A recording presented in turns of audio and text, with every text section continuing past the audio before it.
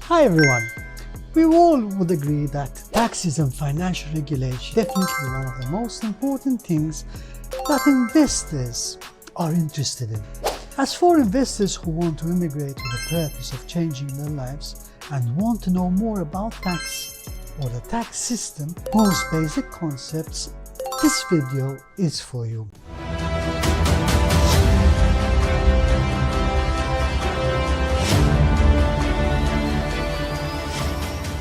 Hi there, Trafford here.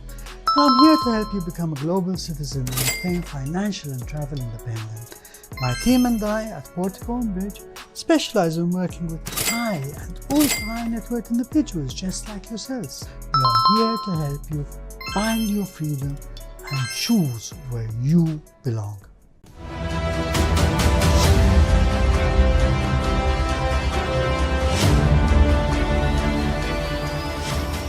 Before we start, I want to state that I am not a tax expert and you should seek professional advice. So today's video is there to sow the seed. First point we'd like to discuss is, as we know, taxes, regulations and their interpretations vary widely between countries. You need to have a good understanding of the different tax codes, even in your home country, not to mention foreign countries where tax obligations are an important part of your residency status. Speaking of taxes, there are two basic concepts that you need to know when planning to live abroad.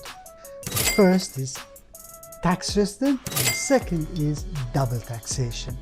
First, we need to distinguish between residents, temporary residents and permanent residents, and also tax resident.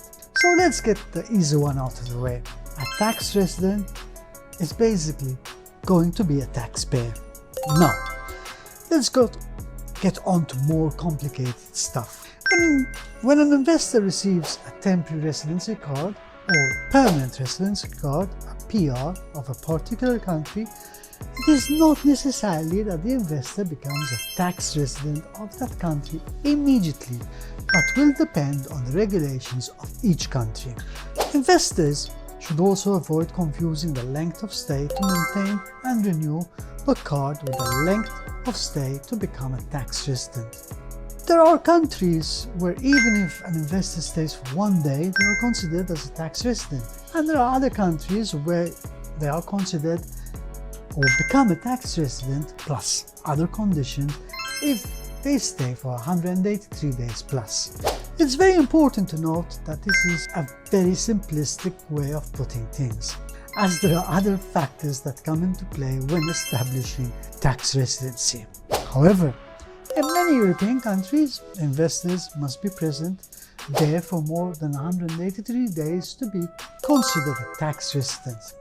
For example, countries such as Portugal, Spain, Greece and Malta. And when you become tax residents, investors must consider whether the host country and your country of origin, for example Vietnam or China, have a double taxation agreement or not, because both countries can simultaneously consider the investor to be a tax resident and require them to pay income tax in both countries. But if there's a double taxation agreement, the investor's income that has been taxed in one country will not be taxed again in the other country, or will be taxed as indicated in the double taxation agreement. In the US, Canada or Australia, to receive a PR card or to maintain permanent residency, investors must live there for most of the time. So investors will become tax residents and must pay tax even. However, for some European countries, there is no requirement to stay long to maintain or permanent residence. So investors will not be tax residents and will only pay income on the income generated in the host country, if the income is generated in or outside the country. However, if the investor plans to settle long term to meet the conditions to apply for naturalization, then investors will naturally become tax residents as they would stay there for a considerable period of time.